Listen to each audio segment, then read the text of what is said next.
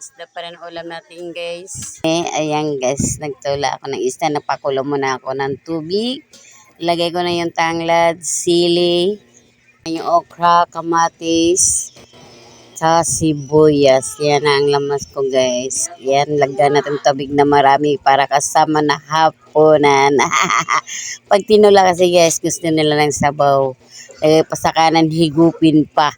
Kailangan maglagay ka sa tasa. Ayan. Kaya higupin nila sa sabaw nga mainit. Lagay ko na rin ng okra yan guys para madali siyang lumambot. Ayan, tingnan ko.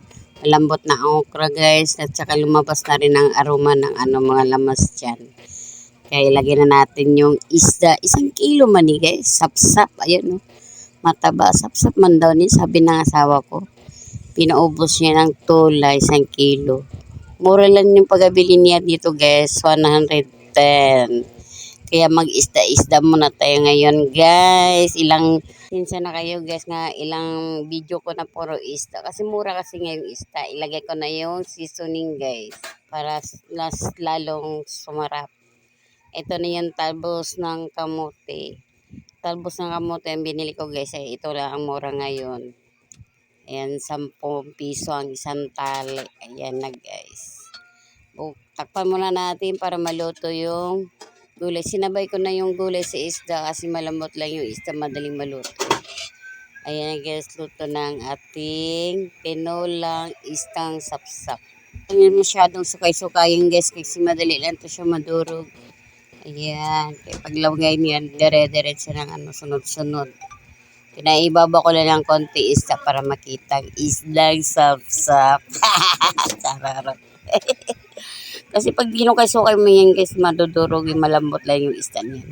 Dinagdagan ko pala ng konting asin, medyo tabang siya. Ayan na guys. Saboy-saboyan lang natin guys para hindi siya madurog. Pag nadurog, matinik na. Ayan, silip ko na naman dyan. Maraming gulay. Sapsap man daw to guys. Isdang sapsap. Maraming sabaw guys para tanghalian. Kasama na rin ang hapunan. Ngayon guys, sekreto para tipid sa gas ba. Ay boss, okay ang sabaw? Okay ang sabaw. Tama lang din sila. Talagang masang-masa dahil yung isda, presko. Ang tawag yan sa amin, sap-sap mga isda. Lami kayo ba? Sarap. May talbos. May talbos. Napaka, talaga? Pang-healthy ba? Sa, Kagaya ganyan matanda luto. na. Lalo sa mga matanda na, kailangan umilang ko na higop lang yung sabaw na mainit. Na may talbos na sarap.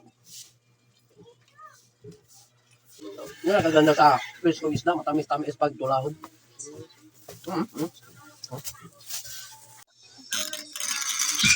Ako naman naupo dito guys tapos na yung asawa ko kasi maliit ang aming hapagkainan. Ito lang kami sa harap ng TV guys. Ayan, kain tayo guys. Tanghalian guys. Sabaw-sabaw, mainit isdang sapsap na tinola.